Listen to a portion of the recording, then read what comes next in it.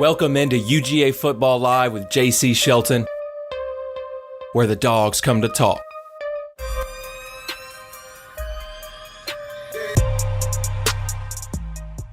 All right, welcome in everyone. UGA Football Live with JC Shelton. We are back, and I'm joined by none other than my partner this season, and hopefully we get him on as much as possible. Have Artur Lynch jump in here on a regular basis, former Georgia tight end, NFL pro, barber, historian, everything wrapped up into one awesome-looking jawline. How are you doing, Artie? Pretty good. Appreciate the compliments. I can always come to you if I'm feeling down. You boost my spirits a little bit, but I'm excited to join today. Thank you for having me, and of course, it'll probably be the most content we have to talk about, and then no football has been played since the SEC championship game. Go figure. Yeah, no, I listen, I'm all about college football and everything that surrounds it. But Artie, honestly, I don't think I speak for myself when I say that I'd rather be breaking down games, and especially CFP games and a national championship and such in the next half a month or so, rather than transfer portal and all that has entailed for Georgia football, which has been crazier than it's ever been for the Bulldogs, right? We've already lost more players than we've ever lost per year since the transfer portal and the windows open like it has. I think we're one more than we were last year. We had 13 a year before. We're at 16 right now, really 17, but one has not officially entered yet. But I think what we should start with here, Artie, beyond, Santa Claus is coming to town, is Dylan Raiola and that recruiting really situation that, it was predicted to happen by several outlets. Felt like guys had, at least recruiting experts, had a knowledge of the situation before it happened like it did, and it did play out that way. So just to run it back and give us some context, so Dylan Raiola decommitted from Ohio State last year, committed to Georgia shortly after.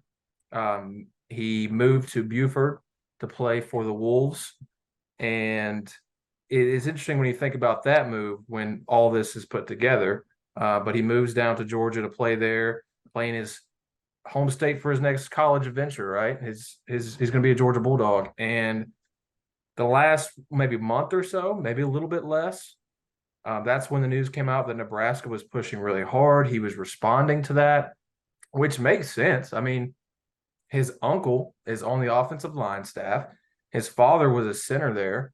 So he has that bloodline there. But then you think, okay, Matthew Stafford is his godfather. You're right, former Georgia Bulldog great. And he played with Dylan's dad for maybe like 12 seasons, something crazy like that. I don't know if it was that much, but it was up there for the Detroit Lions. So you had, he had ties with both programs, but Nebraska came on strong. We don't know what was all offered in that. I thought it was interesting that he kind of let this brew as long as it did because, like I said already, he was predicted to flip for a few weeks now. And he could have came out and said yes or no and just got it over with. But, we drug it out. He visits Nebraska over the weekend, and then sure enough, yesterday, he flips his commitment with a poem. And if you haven't read that poem, I would strongly recommend looking that poem out. It sounds like it was written by ChatGPT. And that's not a journalistic report by your boy here. I'm just saying it kind of looks like it's ChatGPT.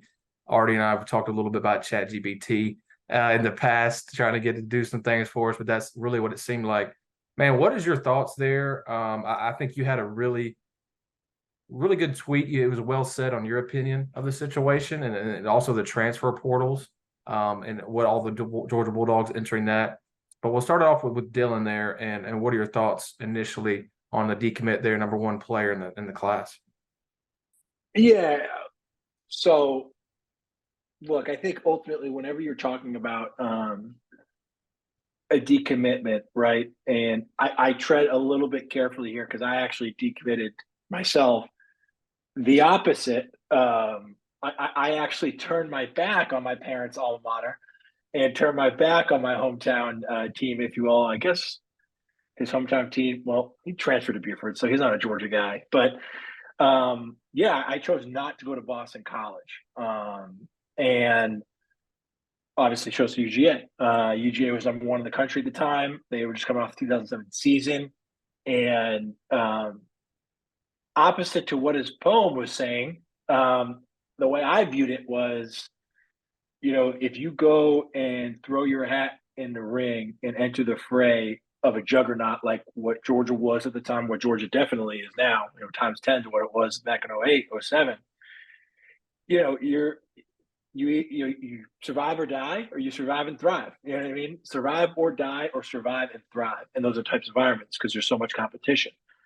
So I'll never I understand decommitting, and everyone has their own reasons, right? I thought when he committed, it never made sense anyway, right? To be honest, like he just didn't. It never fit, right? He was a kid that kind of transferred a number of different schools. There was a loose connection with Stafford, but like Stafford's not like this like Georgia diehard. He went there for 2.5 years, first overall pick. Like, yeah, there's connections to Georgia, but it's not like he's got, like Murray is a diehard Georgia guy, right?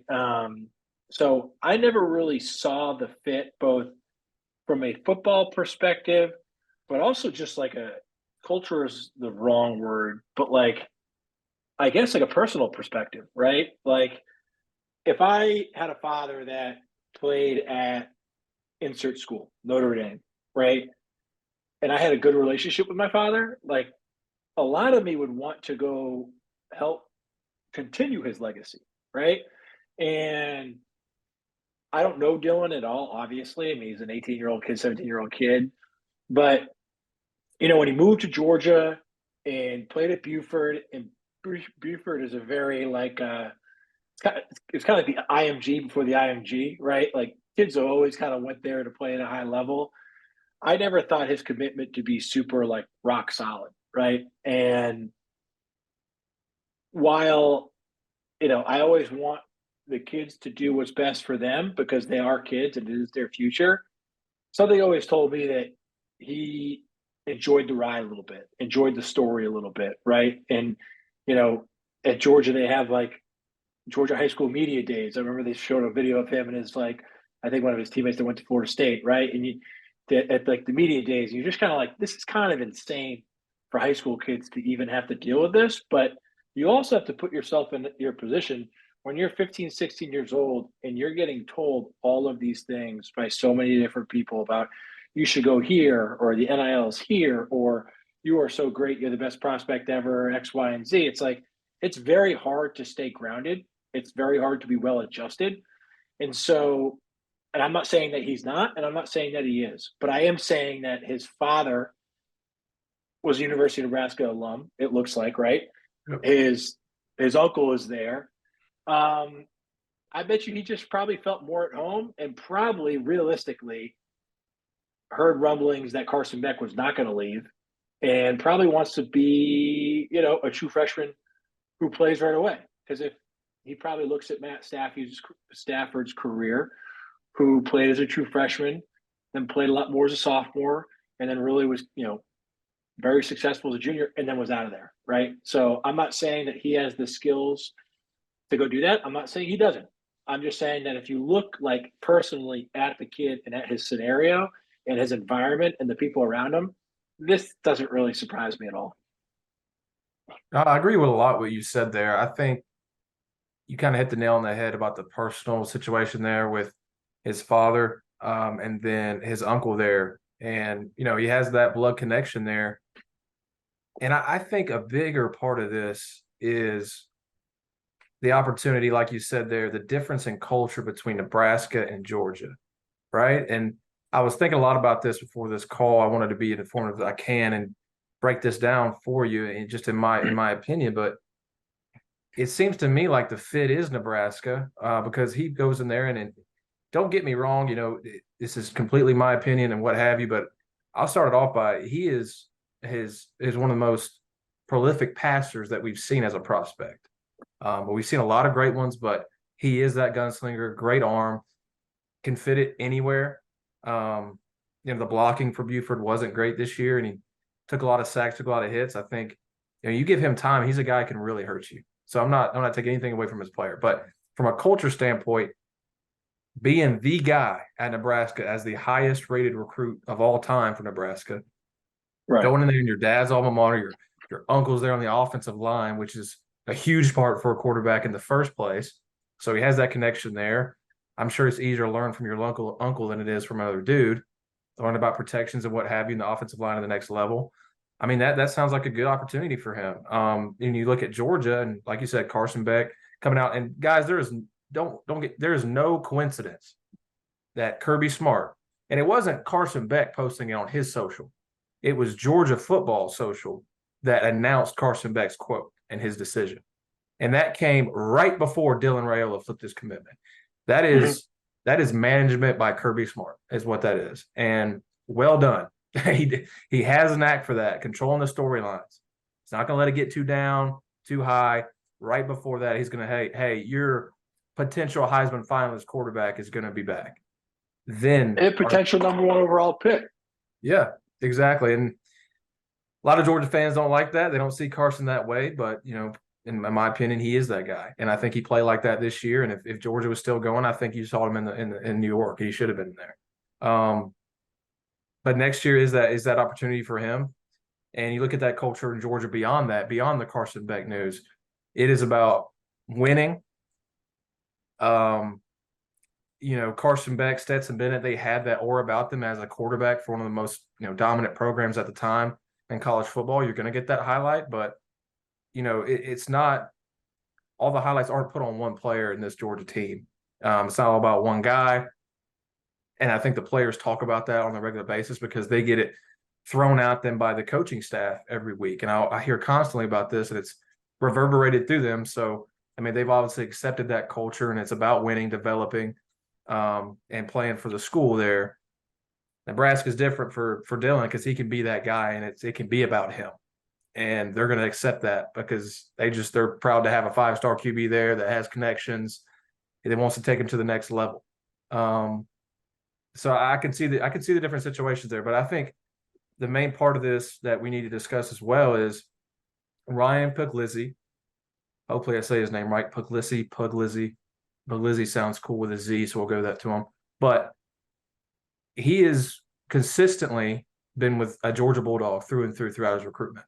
Yeah, you know where he's from. You know where that dog's from. Connecticut, baby. No. Yeah, No. He went to prep school in Connecticut.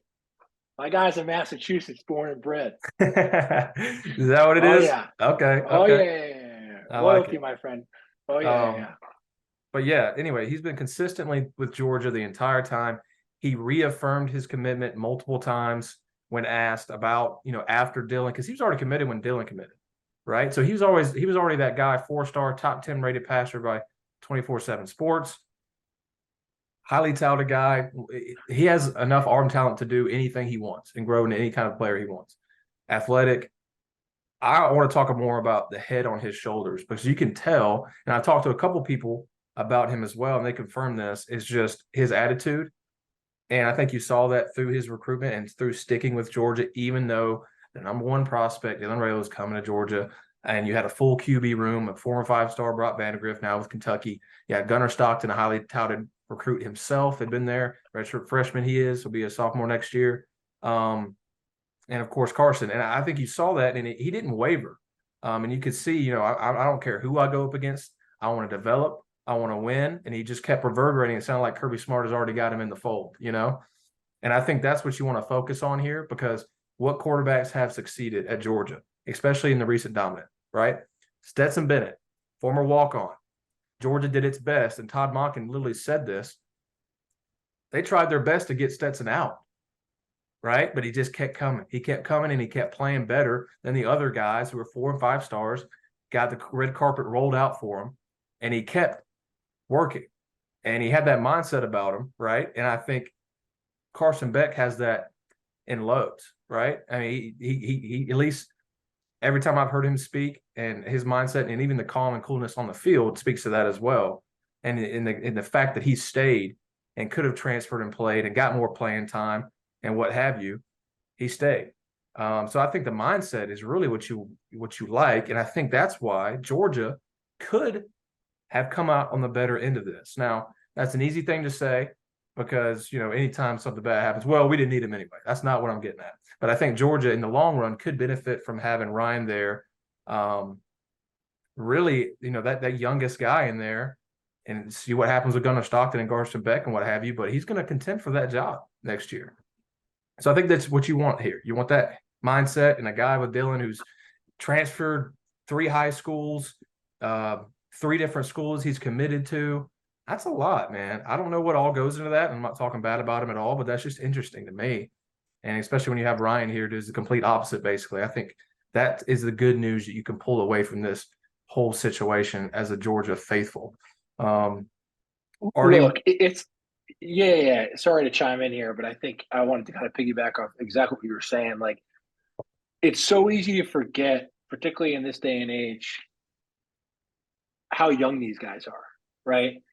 Everything is documented, right? Everything is blown up on social media. And that's just the world we live in, right? Wrong, and different. There's really good things about it in this world of technology, and there's some really bad things about it. And I think one of the bad things is young people have and are there is an insurmountable amount of pressure on these kids to live up to something that they're really not. And that's, professional athletes and celebrities when they're 15, 16 years old. Now, if you're like Coco Gauff, you're a 19-year-old girl winning the U.S. Open, different ballgame. But if you're like a high school student, you're a high school student. And, it kind of brings me back to a story, or reminds me of a story that Dylan Lee, Dallas Lee's brother, who played outside linebacker for Alabama, two Buford guys, as a matter of fact.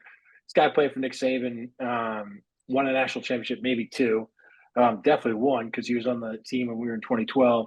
But and I asked him, Derrick Henry was committed to Georgia at one point in time, for those that may or may not know. And I guess when he visited Alabama, and Alabama had already had this run of running backs, right? Trent Richardson, Eddie Lacy, and so on and so forth. And the thing that made him switch, right, from Georgia to Alabama was when he visited Nick Saban. This is what Dylan Lee said. He said, Nick sat him down and was like, I'm not going to guarantee you a spot here. I'm not going to guarantee you what position you want to play, right? All I'm going to do is guarantee you an opportunity to compete at the highest level. And if you compete at the highest level and you give it your all and you buy into the system here at the University of Alabama, all your dreams can come true. And with that being said, I'm going to ask you, what are your dreams? And then, his dreams kind of, he laid him out. I want to win a national championship. I want to be a first-round draft pick. And I want to win a Heisman Trophy. And then Nick Saban kind of took a pause, looked at him and said, then why are you looking anywhere else, right? And if you look at his career and you look at what he did, right, he's obviously been a 10-year pro at this point. He was a second-round pick, not a first-round pick. He won a national championship, and he won a Heisman Trophy. And I bring that up not to pat Nick Saban on the back, but to highlight the type of people that Kirby Smart is looking to bring in to the program, right? Because I think Kirby Smart has built this thing up to where the people that come here, the players that choose to go to Georgia, understand that with that in mind, they have an opportunity to win a national championship. They have an opportunity to achieve the individual accolades that they are obviously looking to achieve, right? And then lastly, they want to go to the NFL. And I think Kirby is not overly insensitive or worried about a guy who decommits or people that transfer, because he realizes that for every 5-10 guys that leave the program, he's bringing in 3, 4, 5 times that amount, or has 3, 4 times that amount on roster already, with the types of attitudes that he wants, right? Not afraid of competition, embracing that competition, and ambitious from a team perspective and an individual perspective, and everyone's aligned together. So I'm not saying that Dylan Raiola is not aligned, does not want all those things, but I think shifting the focus back to Ryan, for what you're saying, I think Ryan aligns himself with Kirby like this. And I think he's like, yeah, I want that competition. Competition is going to bring the best out of me. Yeah, I want to go to Georgia. Yeah, I want to learn under Carson Beck, and I want to push Carson Beck. Yeah, I want to win a national championship. Yeah, I want to win a Heisman Trophy. he's not going to say that. He's going to be like, I'm excited for the opportunity to compete. I'm excited for the opportunity to compete. That's what he'll say. But deep down, he's a dog. You know what I mean? And I think that's what's lost a lot of times. But I think when we talk about what Alabama was and unfortunately still is, and what Georgia now is because Kirby Smart built it to be, I think those are the types of folks that we're bringing in the program and the types of folks that we want. And then those who are not in the program and who are leaving the program, you know, they have their reasons. We wish them well. Yeah. I think culture thing wise, yeah, it's great for Ryan. And, it's going to put a lot of weight on him and Gunnar Stockton next year. That's for sure. Trying to get ready to back up Carson because we all know how football goes and anything else is possible, but nothing is set in stone and injuries happen. So going to be big on those guys. Going back to recruiting as a whole, though, Georgia still has the number one class, 3 5-stars, 27 commits, which is the second most in the FBS. So bringing a lot of guys. Artie and I were talking about numbers there for a minute. We need to get some more research in there and see exactly where Georgia stands with the numbers wise, because you can only have so many. And then the transfer portal wise, we haven't added many. We've added one right now is as London Humphreys, transfer Vanderbilt receiver. Rated as the number one receiver in the transfer portal. Kid scored a 49-yard touchdown against Georgia this season. Speedster track guy, has the size. He's 6'3", he's 200 pounds. I'm excited to watch. So, at least Carson has another weapon here we've already added, and I'm sure there's more to come. So moving on a little bit, staying in the recruiting realm, though. So Dante Williams from USC is now the DB's coach at Georgia. Comes in from USC. And interesting enough, and Artie has a good point on this, is he stayed on staff at USC when Clay Helton was fired, right? And we were talking about why that might be so. It's because he is a great recruiter. I think Artie made that point as well before the show. He is probably one of the top recruiters in the country. And I think also, you bring in a new staff, what have you have a guy like him, a really, really good recruiter, you want to keep him on. Also, he served as interim head coach for Clay Helton before that turnover came. So he's also a leader of men. He has to be, right? For them to make him the interim head coach, has to have that ability. So I think it's a really good hire for Georgia from those reasons. Plus, he's used to recruiting out in that side of the country. He was at Oregon before that, coaching DBs. Helped lead them to a Pac-12 championship, I believe, in 2019. He has the number 2 cornerback from last year's class, is responsible for bringing him into USC. And funny enough, the day after Georgia announces that hire, that kid decommits, or not decommits, but enters the transfer portal. I'm sorry. So is Georgia in play there? Other players I know at USC defensive-wise have entered the transfer portal. That could be a connection as well. And, Georgia does have some holes there at cornerback, Artie, and I think that'd be a good get for them, at least to have that connection with him. Maybe we could get somebody in here to add some depth, because you have Kamari Lassiter likely going to the NFL draft. Now, there is a big opportunity for him to stay, of course. So I'm not reporting anything there, but he does have the opportunity to go to the NFL draft, and he played really well the last 2 seasons. So I think he'll do well. But you also had Nyland Green enter the transfer portal. He was a big part of that depth, at least at corner, but he did share snaps, didn't get to play that much. You had Dalen Everett and obviously Julian Humphrey up there ahead of him. But you have those guys gone. So what are you going to do there? It'd be interesting to see. I think Georgia needs to add some corners, but they also have a really good corner in Ellis Robinson, the number 1 recruit in the country as well, in that position coming in next season. That's going to add there. Defensive line was, I know, a major point for a lot of people, at least considering what Georgia might do in the portal. Artie, I know Texas A&M had 2, and Walter Nolan and LT, name is blanking on me. LT Overton. He committed to Alabama today. Walter Nolan would be a great addition to this Georgia team, man. That dude is huge. He's nasty in the trenches, man. That looks like a Georgia football player to me.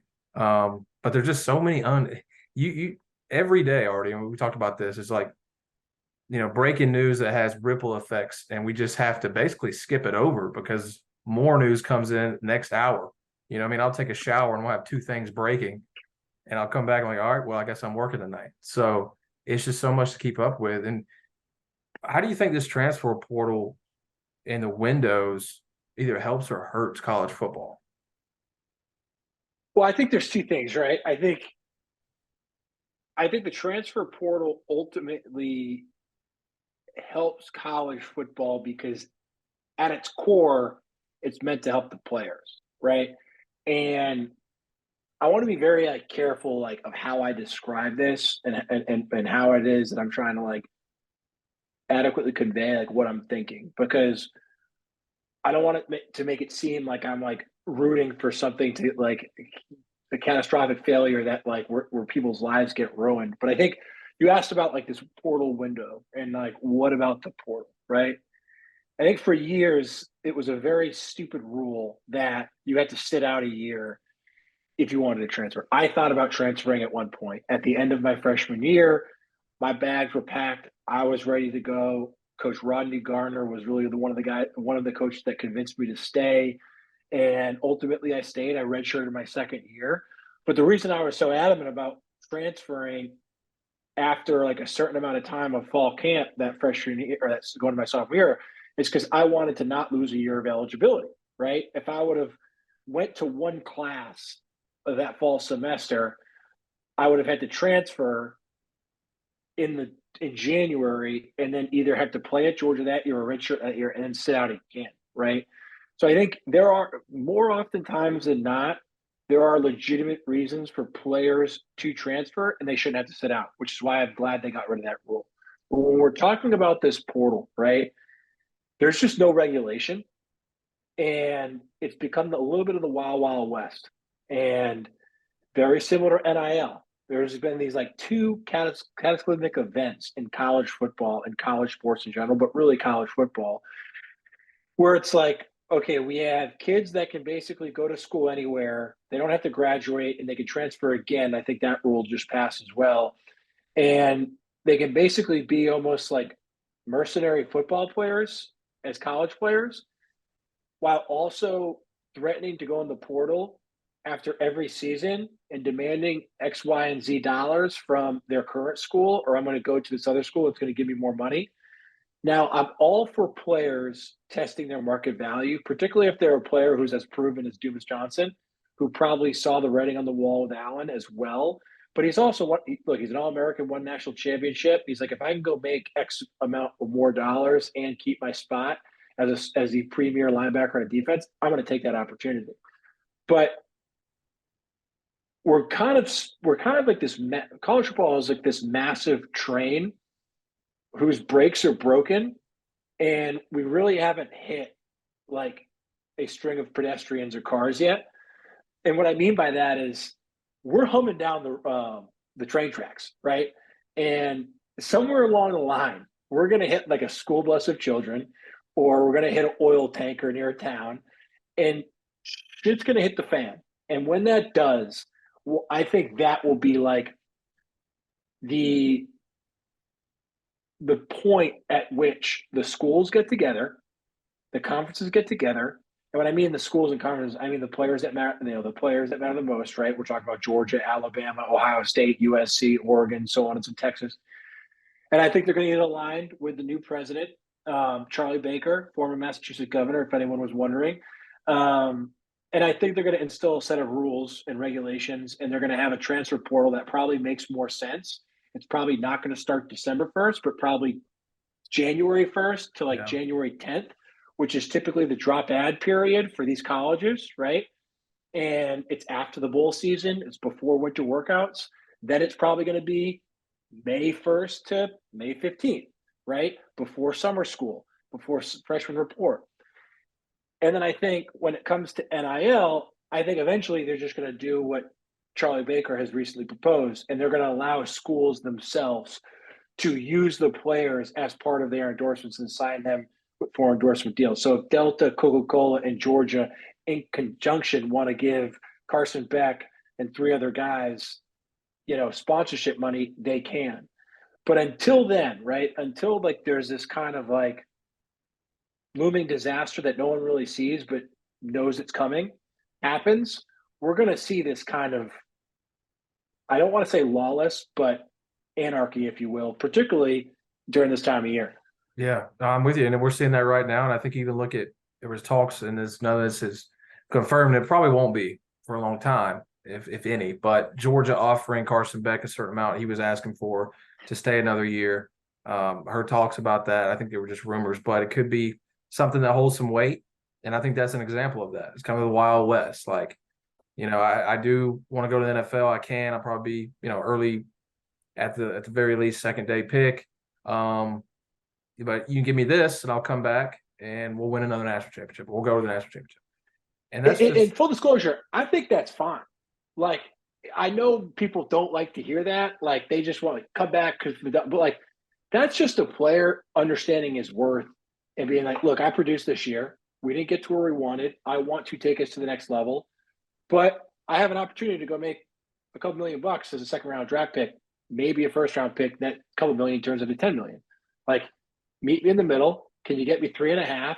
I don't care where it comes from, and we'll call it a day. I'm okay with that. I'm not okay with like players going to the transfer portal every 6 months being like, I need 10 grand and like guaranteed playing time. Yeah. Go ahead. I think Sorry, I interrupted. I don't necessarily agree with people marketing themselves. I think there has to be some regulation to make sure that bad things don't go down, which we know they're all going down. I just think you can limit that a little bit with regulation. It's gonna happen, dude. I'm telling you, it's gonna happen. It always has, right? Even before this. But I think it kind of I'm saying, like, benefits everyone. there's gonna be a situation that occurs and everyone's gonna be like, whoa. Yeah. And that's gonna be the thing that really tips the scales. And then we see that regulation that we're talking about, right? And that's what I mean by this train that's coming down the tracks. And I think transfer portal is an easy fix. You move the window. And I was going to say it before you did. You just move the window. Don't let these guys enter the transfer portal when their team's getting ready to play a game. Let the season. It just makes no sense. It doesn't. It does not. And it hurts recruiting. It hurts the coaching staff. And woe is me that make millions of dollars. But still, they have a job to do, and it's harder to do that job. And if you're a fan of that school, you want it to be as easy as possible to let the main thing be the main thing, in Kirby Smart's words. Yeah.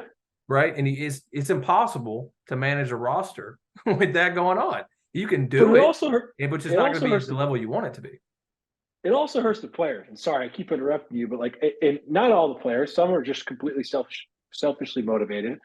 But I read an article about the backup quarterback for Texas. Forgive me, I forgot his name. Malik. But Malik was like, he's like, I'm invested in this team. I want this team to go all the way. But he also is like, I'm number 2 behind a potential first-round pick, and then my backup is a Manning. I also have my dreams and aspirations. I need to go and, like, chase my dream. Yeah. And I respect that. But, like, because of the portal window, he's like, I got to go now. Like, I want to see this thing through. But the national championship is on January 10th. Like, the 5 schools I'm looking at start January 5th. And he has to announce by January 2nd. He has to commit. Second. That's the craziest thing, man. It just doesn't make. I don't know why that makes was. No sense. I'm sure there was a reason, but what was it? Like how? I don't know. I don't understand that at all. I think it's easy fix. I think that's one we'll see very soon because you hear coaches speak out about it all the time. There's only a matter of time before they get their pitchforks out and storm whatever Capitol building it is for the transfer portal Capitol, know where that is. Well, probably transfer portal Capitol. I would say maybe Oxford, Mississippi. Ole Miss. Oh, yeah. Lane Kiffin is racking up blue chip defenders. If he can put that together on the defensive side of the ball so far, they're going to be a problem, like for real. And they have Jackson Dart coming back. You know that I love it, to be honest, until it has never bit. It has never bit Georgia, so we'll see, right? I love it until I don't, but I love it right now. Yeah, but he is absolutely killing transfer portal, especially defensive wise. And you look at that team and you know exactly what they need, and it is that. So interesting to watch. Let's move on to the last segment of the show, and we'll get out of here. Artie's Georgia, Florida State, man, and it's week to week. It seems like, and it wasn't very important when we first spoke about this and our sad reaction to Georgia missing the CFP, and it's only almost feels like this game has just gotten lesser and lesser as the weeks go. Because of Florida State and their situation and so many key players opting out, transferring already, what have you. I know Warren Brinson talked to Aaron Murray on the Players Lounge. Check it out. if you missed it. The way he talked, though, it seems like he could be back. Interesting enough, but talked about his friends at Florida State. He played with a few of them in high school, and they keep in touch. And he was talking about how they were saying, "Hey, man, you're going to be playing our third and fourth string in this game." And for Brinson, and it kind of what's the coaching message by Kirby Smart and staff to the players ahead of this game? And I've been thinking about that a lot because I just don't know, how they would motivate.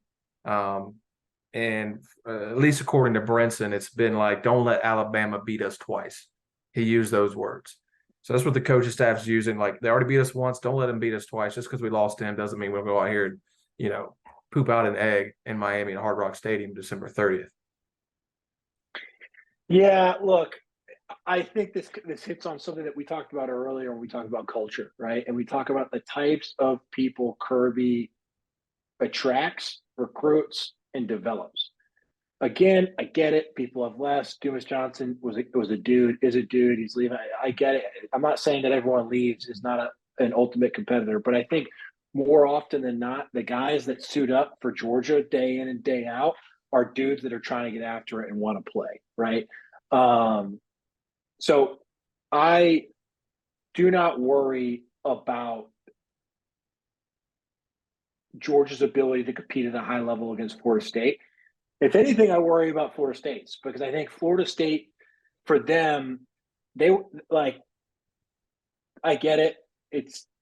They were dejected. Okay. Like that team was dejected. And so much so, and it's become such a national story. I mean, politicians are involved, which I get is, always kind of BS, but it's still a big deal. I mean, the next day, CBS this morning, which usually opens up with like the war in Ukraine and like, real news, is talking about Florida State and getting like left out. So it was real national news. I think they were probably motivated for like 48 hours. And I think it settled in and they realized they were like, these players, like, what are we doing? Right? Like this, we've already been told that we're not good enough to be in the top four. It's like, why risk any more in the Orange Bowl? And which is unfortunate for Mike Norvell and his team, but I think that's probably the vibe that that seems to be the case in the vibe that they're giving off. Yeah. And conversely, I just don't. It's hard for me ever since that 2019 Sugar Bowl when we lost to Texas. After the Alabama letdown. I think that game like haunts Kirby Smart's nightmares on a day-in-and-day basis, and I think there was like a little bit sense of complacency. I mean, that was a Tom Herman Texas team, for Christ's sake, not very good, and they beat a very good Georgia team. I always think back to that game in all the games that haven't quote unquote mattered since, right? The Peach Bowl a couple years ago, which mattered a great deal. Georgia had right? I think Georgia had 6 opt-outs that game. Right. And I just think that it's hard for me to think that Kirby and company is not letting a fire under the ass of all these players and being like, no, this is an opportunity for us to get better, for us to come together as a team. Oh, and by the way, it's our launching pad into 2024 season. Exactly. I mean, if it was me, you're telling those young players, hey, we're about to see what you're about, right? What you do in this game is a part of our evaluation of you. So, what you do in this game, how hard you play, how familiar you are with what our game plan is and how well you execute is going to be watched. It's going to be studied. And when we line up for spring ball, we're going to know that about you. Like we're going to put you in situations where you think you could succeed or where you need to get better. But if you don't give it all, you're going to be down the depth chart. I mean, that's, as a younger player, that's what I have to be thinking, right? 100%. And we talked about it a couple of weeks ago on this podcast, or this show, I should say. And we talked about what practice is like from the end of the regular season or the end of the SEC championship game until bowl practice. And dude, it sucks. It is like, it's great because you have no other distractions other than ball. So it's like, you almost feel like you're an NFL player, right? You practice in the morning, you get your lunch, you do your treatment, and then you're kind of home watching Netflix, whatever, at 4. But it's like a camp environment, right? And there's no really rules in terms of like, hey, we can't wear pads, we can wear pads. you're pretty much like hitting full go for those like 2.5 weeks before you start game planning for the actual opponent, right? So you do your initial scout of the team, you do one practice, let's go walk through of your previous game, and then it's like 2.5 weeks of like, you better nut up, dude, right? Like ones on ones, twos versus twos, threes on threes, guys who just redshirted that whole year who have been going out on Thursdays nights and like living the life of a college kid. That red shirt's coming to an end. You're now getting evaluated to see where you're going to be to start the spring ball. So Yeah. Kirby knows that. Bobo used to love ball practice. That sicko loved it, right? He would just abuse the redshirt lineman like I've never seen before. His quote was, "Y'all stealing. Y'all are stealing from this great university. We should take your scholarship. We should take your scholarship." Y'all stealing was kind of his MO to people he thought that just didn't really give a you know what. But man, I'll tell you right now, like this 2 week, it's probably on the tail end of that, right? Because we're probably on the second week of this practice, and then they're going to probably go to the bowl site after Christmas. But man, it's tough, and it's like the amount that you grow as a football player in these like 2.5 weeks of competition is almost as much as you do the entire previous season, because there is no other focus other than ball from the moment your finals are over until the moment you sit up in that bowl game. And it is a massive opportunity for young players. I know it was for me, and I know it is for those guys today. And you even look at, I think it's even more important now than when you were playing, because you look at the transfer 100%. portal, and for the reasons we said, I mean, you have guys who are 2-3 spots down the depth chart, and now it's like, whoa, I'm going to play a lot. I'm going to play a lot. A lot. And I have an opportunity to show what I'm worth for next season. So that's even more of an advantage now. Totally. So that's, if you're looking for something from positive to come out of that, there's your answer right there. I'm really excited to watch at least that aspect of this game. Is these young guys, how do they play? How do they stack up? I know Florida State's going to be lacking a lot of players. Georgia, a few as well. At least they have Carson Beck back there too. But, you know, Florida State, full of really good – they've been really good at recruiting, right, in the last few years building this program. That's why they're here in this position. So they have guys that step up. They're going to be talented. So how do you perform against that? It's one of the main things we'll be looking at. And we'll definitely – preview this game during game week and such, and give you a little numbers look and what have you, and who's all going to be missing, who's going to be playing, what we think the game will turn out like. But yeah, Arthur, I appreciate you having on the show. I think it's a good place to end. A lot to break down. I think we did it pretty well. So thank you so much, guys, for watching. Again, I want to say thank you for following along with us during the year. We'll be back as well before the game, like I said, and we'll have some shows, of course, during the off season as well, interviewing some former Georgia Bulldogs, and Artie is planning to be with us. So I'm really excited for that. Make sure to check him out. Yes, sir. Make sure to check him out, Lynch1788 on Twitter. I'm at JC_Shelton_. Also UGA Football Live on Twitter for your Georgia football news, everything Dogs there, and the playerslounge.io, editor there. A lot of good, really exclusive content that you can't get anywhere else. We have players on. Carson came on several times during the year, so it's definitely worth your time. Until next time, Artie, go Dogs. Go Dogs.